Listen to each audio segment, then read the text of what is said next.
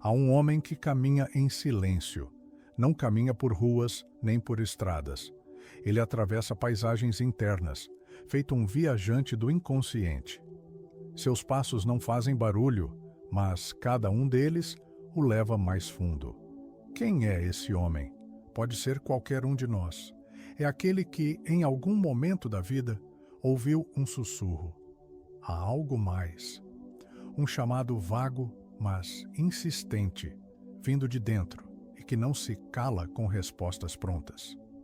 Carl Jung nos ensinou que há forças invisíveis moldando nossa psique. Ele chamou essas forças de arquétipos, padrões universais que vivem em nós como personagens interiores. Este homem caminha entre eles. O velho sábio, a criança ferida, o herói adormecido. Cada encontro é como uma encruzilhada. Ou ele se perde no medo, ou avança rumo a algo maior. Mas Freud nos lembra que esse caminho não é limpo. O passado deixa rastros, traumas não elaborados, memórias encobertas, desejos recalcados. Segundo Freud, o inconsciente é como uma câmara escura onde se acumulam pulsões, pulsão de vida e pulsão de morte. A vida pede sentido, mas a morte psíquica se manifesta em anestesias, vícios, repetição, vazio. Esse homem, que somos todos nós, precisa atravessar esse terreno minado. Precisa decifrar os símbolos dos seus próprios sonhos. Precisa confrontar seus condicionamentos, como quem se vê num espelho rachado.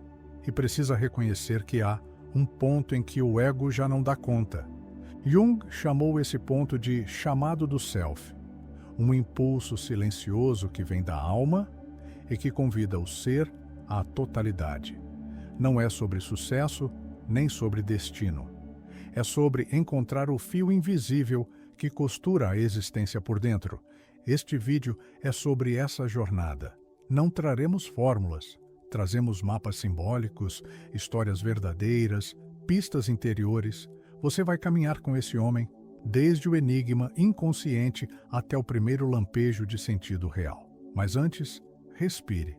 Deixe que algo em você se prepare para esse encontro. Porque o que está prestes a emergir talvez seja exatamente o que você sempre soube, mas nunca ousou ouvir. Há momentos em que a alma sussurra e ninguém ouve. Não por falta de escuta, mas por medo do que ela pode dizer. Esse é o primeiro grande desafio do homem em busca de sentido: olhar-se com honestidade. Mas o espelho da alma, ao contrário do espelho físico, não reflete a aparência. Reflete o que foi esquecido, reprimido, negado. E para muitos, esse espelho está rachado. A imagem que se vê é fragmentada, partes que não se conversam, emoções que se anulam, desejos que se contradizem. Como construir uma vida com propósito se o alicerce está quebrado? Esse eu fragmentado nasce de uma defesa inconsciente. Desde cedo, aprendemos a esconder o que nos parece feio, a tristeza, o ciúme, a fragilidade, a raiva. Mas tudo aquilo que é negado se esconde no porão da psique, e de lá começa a governar a vida. O vazio que muitos sentem não é falta de algo externo, é a ausência de inteireza interna, é a sensação de estar dividido por dentro, entre o que se mostra e o que se sente, entre o que se deseja e o que se teme. A psicanálise nos mostra que esse estado de fragmentação gera angústia existencial. Não há paz quando o ser está dilacerado entre personagens. E é nesse ponto que muitos adoecem: ansiedade, compulsões, apatia, depressão. Sintomas que surgem como gritos simbólicos do inconsciente, pedindo reconciliação. O homem que busca o sentido da vida precisa, antes de tudo, recuperar suas partes. E isso só é possível quando ele se senta diante de si mesmo, não para julgar, mas para acolher. O espelho, mesmo rachado, ainda reflete luz. Nesse momento da jornada, não é preciso entender tudo. É preciso apenas se permitir ver. Ver o que dói, o que falta, o que pulsa. porque só quem se enxerga por inteiro é capaz de seguir inteiro. Há dores que não começam em nós, mas vivem em nós como se fossem nossas. Este homem, ao caminhar mais fundo em sua jornada, percebe algo perturbador. Certos medos que carrega não têm origem clara. Há padrões de fracasso, de abandono, de autossabotagem, que parecem ter raízes mais antigas do que sua própria memória. A psicologia transgeracional nos mostra que emoções, traumas e crenças podem ser transmitidos de geração em geração, como heranças invisíveis. É como se, ao nascermos, herdássemos não só os olhos do avô ou o temperamento da mãe, mas também os silêncios da família, os segredos não ditos, os lutos não elaborados. Imagine uma árvore. Se as raízes estão doentes, a copa pode florescer, mas nunca em sua plenitude. Assim também somos nós. Crescemos dentro de uma narrativa familiar, com raízes emocionais que moldam nossos gestos, decisões e até o modo como sentimos a vida. Esse homem começa a perceber que para seguir em direção ao seu propósito, precisa voltar. Não para culpar os antepassados, mas para compreender o que ainda pulsa neles dentro de si. Ao reconhecer os fios invisíveis que o ligam ao passado, ele começa a desfazer os nós. Um exemplo real pode ilustrar esse movimento. Uma mulher, durante anos, repetia padrões de relacionamento abusivo. Na terapia, descobriu que sua avó materna havia vivido um casamento marcado pelo medo e pela submissão. As emoções não expressas daquela mulher se tornaram um campo energético herdado, e só ao reconhecer esse padrão, a neta pôde interrompê-lo. Esse processo é chamado de cura transgeracional. Não é místico, é profundamente humano. Somos, de certo modo, as vozes não ouvidas de nossa linhagem, mas também somos os primeiros que podem escutá-las com compaixão. Este homem começa, então, a honrar sua história. Olha para trás não com peso, mas com reverência. Porque entender de onde vêm suas dores é o primeiro passo para não transmiti-las adiante. O sentido da vida, nesse ponto, começa a se revelar como um fio de reconexão. Não se trata de negar o passado, mas de libertar o presente. Nem tudo o que faz sentido vem da razão. Algumas das pistas mais precisas sobre o propósito de vida emergem no silêncio da noite, disfarçadas de imagens confusas. Este homem começa a sonhar com frequência, sonhos estranhos, aparentemente desconexos. Uma ponte quebrada, um pássaro preso, uma criança que chora sem rosto. A mente racional tenta descartar essas visões como ruído, mas o coração intui que há mensagens ali.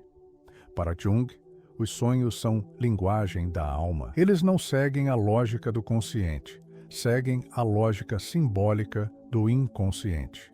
Cada imagem, cada cena, cada personagem revela algo que ainda não foi assimilado, algo que precisa ser trazido à luz. Neste ponto da jornada, o homem percebe que seus sonhos não são absurdos, são mapas, mas mapas em outro idioma. Ele aprende a lê-los como quem decifra poesia, sentindo, associando, permitindo que as imagens o toquem antes de tentar explicá-las.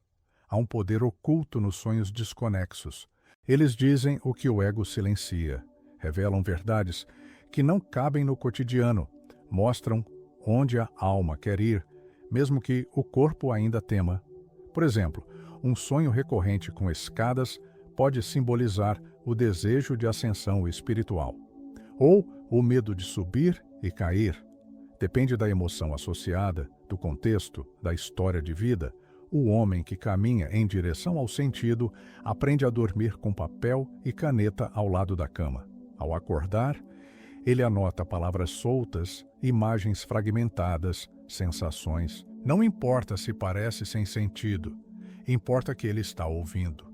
Esse ato de escutar os próprios sonhos é por si só um gesto de autorrespeito. É como abrir uma fresta na mente e deixar a alma respirar. Muitos caminhos se revelam assim, não com mapas, mas com metáforas. Não com lógica, mas com símbolos. E quando este homem começa a honrar seus sonhos, ele começa também a sonhar acordado. Não com fantasias, mas com vislumbres do que sua vida pode significar, de fato. Este homem, agora mais desperto, começa a notar algo sutil, mas devastador. Mesmo após reflexões profundas, ele ainda escorrega nos mesmos hábitos. Segue abrindo o celular ao acordar, rolando redes sociais sem propósito. Segue adiando conversas essenciais. Segue reagindo com irritação onde queria ser amoroso. É como se algo o puxasse de volta para uma trilha invisível, uma rotina que não nutre, mas anestesia. A isso chamamos de piloto automático emocional. Um estado em que o corpo age, mas a alma dorme. Repetimos padrões não porque queremos, mas porque eles foram internalizados como normais. Como se viver no modo sobrevivência fosse aceitável, quando, na verdade, é um sintoma de desvio do propósito. Este homem percebe que pequenas escolhas cotidianas têm grande poder simbólico. Optar por silenciar uma emoção, por ceder à compulsão, por evitar a introspecção, tudo isso molda um caminho, e esse caminho o afasta de si mesmo. Ele começa então a fazer pequenas rupturas conscientes, desinstala um aplicativo, passa um dia inteiro sem distrações digitais, caminha sem fone de ouvido, começa a ouvir o que sente, sem disfarces. Não há sentido possível sem presença. E o piloto automático é o maior inimigo da presença verdadeira. Ao se tornar mais consciente, o homem encontra um obstáculo mais profundo, suas crenças. Ele percebe que há uma voz interna que diz: "Você não merece isso. É tarde demais para mudar. Você não é bom o suficiente." Essas frases não surgiram por acaso. Foram instaladas ao longo da vida, por olhares, rejeições, comentários, fracassos. São programas mentais, como softwares rodando no fundo do sistema. A neurociência comprova: o cérebro é plástico. Ele se molda conforme o que repetimos. E se repetimos autocrítica, medo e insegurança, o sistema nervoso organiza toda a percepção em torno disso. Mas há saída. Este homem aprende que é possível reprogramar. Usando foco, repetição e emoção, ele começa a escrever um novo código.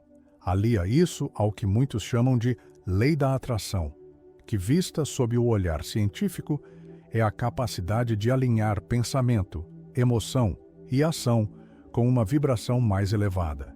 Ele escolhe uma nova crença: minha alma sabe o caminho. E a repete, escreve, respira com ela, vive a partir dela. Aos poucos, o software interno começa a mudar. E o sentido da vida deixa de ser uma ideia distante, começa a se tornar uma frequência viva. Ao avançar em sua jornada, o homem se vê diante de um desafio real. Um momento que exige coragem, talvez mudar de carreira, terminar um relacionamento, confrontar uma verdade dolorosa. Ele sente medo. Mas algo em seu interior se ergue, uma força que ele desconhecia até então. Esse é o arquétipo do herói, presente em todas as culturas, em todos os mitos, em todas as almas. Jung o descreve como o impulso arquetípico de superação, de enfrentamento do dragão interior, de conquista de si mesmo. Invocar o herói não é se tornar invencível, é aceitar que o caminho exige esforço, dor e renascimento. Este homem, então, se lança, e ao fazer isso, não se torna um outro, torna-se mais ele mesmo. A cada desafio vencido, a cada sombra iluminada, ele se aproxima do seu verdadeiro centro. O herói, no fim, não conquista o mundo. Conquista sua própria inteireza. Mas o herói não caminha sozinho. Dentro dele há outra voz, uma que sussurra: não vá tão longe. Não se exponha. Melhor ficar onde está. Essa voz é o ego, não o ego como vilão, mas como mecanismo de defesa. Ele prefere o conhecido ao verdadeiro, o confortável ao expansivo. O ego teme o propósito porque o propósito transforma, e transformar dói. O ego gosta da caixa, mesmo que ela seja pequena. O homem visualiza isso como um gato dentro de uma caixa. Ele pode abrir a tampa e sair, mas há segurança nas paredes que já conhece. Quando ele compreende que o ego quer protegê-lo, mas que essa proteção agora o limita, ele começa a dialogar com essa parte, com respeito, com compaixão e com firmeza. O propósito exige coragem para sair da caixa, mesmo tremendo. Ao se abrir, o homem começa a notar o que antes passava despercebido. Coincidências estranhas, encontros inesperados, frases que parecem ter sido ditas para ele. Essas são as sincronicidades, termo cunhado por Jung para descrever coincidências carregadas de significado. Quando a alma se alinha ao propósito, o mundo responde. Como se o universo começasse a conspirar, não por mágica, mas por ressonância. O homem entende. A vida está sempre falando. A questão é, estamos ouvindo? Ele passa a observar. Um livro que cai da estante, uma música que toca no momento certo, um animal que aparece no caminho. Tudo pode ser símbolo, tudo pode ser pista. E essas pistas o guiam com uma delicadeza que nenhum plano racional alcança. Mas como manter essa conexão? O homem aprende um gesto simples, quase invisível, mas transformador. Todos os dias, ao acordar, ele fecha os olhos por 5 minutos, respira fundo, coloca as mãos sobre o coração e pergunta em silêncio: o que minha alma quer hoje? Não espera respostas imediatas, mas acolhe o que sente. Uma cor, uma palavra, uma emoção sutil.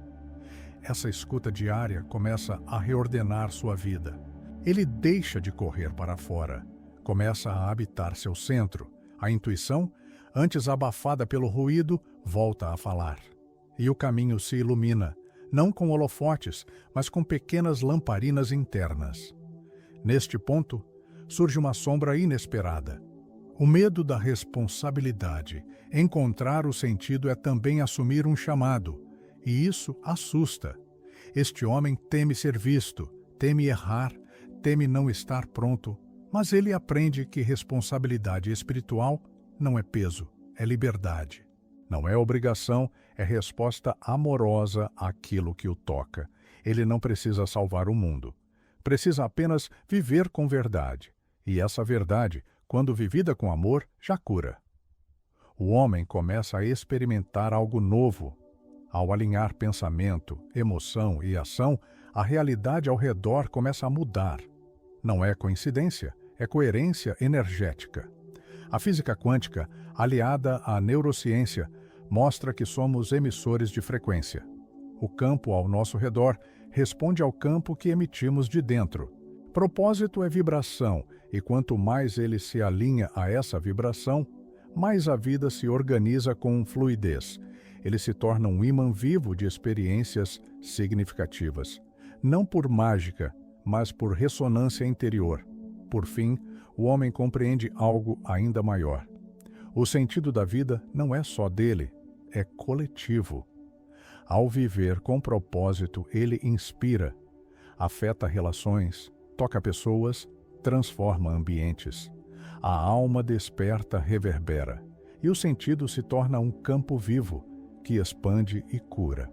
O caminho individual revela, enfim, sua face universal. Este homem, que um dia caminhava às cegas, agora dança com a luz do sentido, não porque tenha encontrado uma resposta, mas porque encontrou direção. Bruce Lipton nos lembra: a epigenética permite reescrever nossos destinos celulares e emocionais. Somos mais do que nossos genes, mais do que nossos traumas. Somos jardineiros da própria biologia interior. Quando reprogramamos crenças, emoções e hábitos, plantamos sementes de luz no solo fértil da mente desperta. E essa colheita é real: saúde, paz, propósito. Como disse Nietzsche, torna-te quem és. Descobrir o sentido é, no fim, um ato radical de autossuperação. É criar significado onde antes havia apenas sobrevivência.